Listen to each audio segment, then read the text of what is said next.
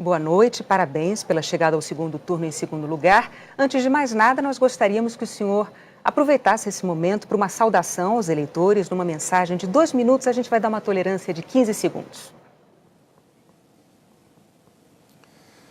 Bom, Renata, Bonner, é uma grande satisfação estar com vocês nessa noite. Telespectador, cidadão, cidadã brasileiros, a grande satisfação estar no segundo turno com o seu apoio. É uma honra poder participar de um segundo turno de uma eleição presidencial, situação em que nós vamos poder confrontar apenas 2 projetos. Vai ficar muito mais claro para você a natureza de cada um dos projetos. Nós, do lado da social-democracia, do estado de bem-estar social, que garante o direito do cidadão, que garante o direito do trabalhador, que cumpre a Constituição de 1988, que ampliou as possibilidades e as oportunidades. Um projeto que visa gerar empregos e oportunidades educacionais. Conforme eu tenho dito ao longo dessa campanha, eu que tenho apenas 20 dias de campanha e consegui atingir 29% dos votos, mais de 30 milhões de brasileiros e brasileiras confiaram no nosso projeto, eu tenho dito que uma pessoa tem que acordar e ter para onde ir. É como eu aprendi com meu pai. E isso exige do poder público oportunidades de emprego e de educação. É carteira de trabalho assinada numa mão e um livro na outra. Espírito desarmado em virtude do desejo de promover desenvolvimento com inclusão social. Nós não podemos pensar em outra natureza de desenvolvimento. Desenvolvimento para poucos não é desenvolvimento. A economia pode até crescer, mas ela não vai se estabelecer. O verdadeiro crescimento que nos interessa é aquele que é compartilhado com todos os brasileiros, sobretudo com os mais vulneráveis. É esse projeto de Brasil que nós queremos defender nesse segundo turno e o faremos com muita responsabilidade e com muito respeito a você, eleitor, eleitora. Candidato, o seu programa de governo prevê a convocação de uma Assembleia Constituinte para mudar a Constituição brasileira, a chamada Constituição Cidadã, que é o que garante a nossa democracia e que acabou de completar apenas 30 anos. Juristas dizem que a nossa Constituição, ela não permite a convocação de uma Constituinte, não há previsão para isso. Só há previsão de reforma por uma emenda constitucional e que precisa da aprovação de 3/5 dos deputados e dos senadores. E essas emendas, elas não podem mudar cláusulas pétreas. Essas não podem ser alteradas de jeito nenhum. Um outro ponto é que, 10 dias atrás, o ex-presidente do PT, José Dirceu, disse ao jornal espanhol El País que não acreditava numa vitória eleitoral de Jair Bolsonaro e declarou o seguinte, abre aspas, dentro do país é uma questão de tempo para a gente tomar o poder. Aí nós vamos tomar o poder, o que é diferente de ganhar uma eleição. Fecha aspas.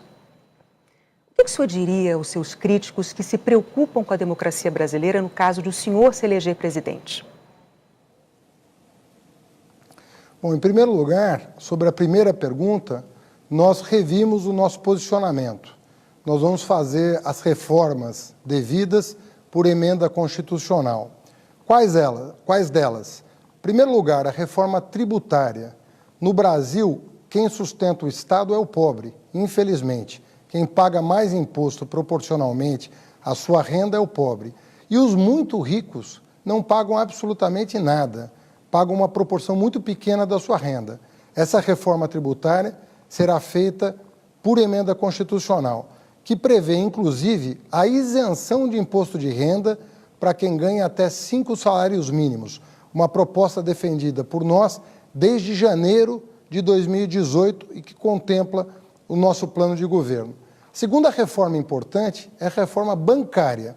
Não é possível continuar convivendo com essa concentração de bancos, com as taxas de juros que eles cobram do empresário que quer produzir e do consumidor que quer comprar no crediário.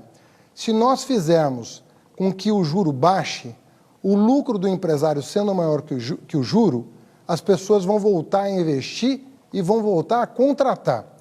E se nós diminuirmos os impostos da classe média e dos mais pobres, eles voltarão ao mercado de consumo e exigirão dos empresários que contratem força de trabalho para produzir mais. Essas duas medidas são essenciais para a retomada do crescimento e vão ter que ser feitas por emenda constitucional. A terceira emenda constitucional importante é o fim do congelamento de gastos que afetou drasticamente o investimento. Sobre a segunda pergunta, o ex-ministro não participa da minha campanha, não participará do meu governo e eu discordo da formulação dessa frase. Para mim, a democracia está sempre em primeiro lugar. Candidato, o senhor tem mais 30 segundos para se despedir. Eu queria agradecer, Renata Bonner, a oportunidade de reiniciar esse segundo turno na presença de vocês, podendo conversar com o eleitor, com a eleitora, e pedindo a todos que acompanhem essas 3 semanas. O futuro do país está em jogo, o futuro da democracia está em jogo, o futuro dos seus direitos sociais e trabalhistas está em jogo. E nós queremos, respeitosamente, pedir a sua compreensão, o seu apoio, a sua atenção, para que você vote conscientemente. Muito obrigado. Obrigado ao candidato Haddad. Agora,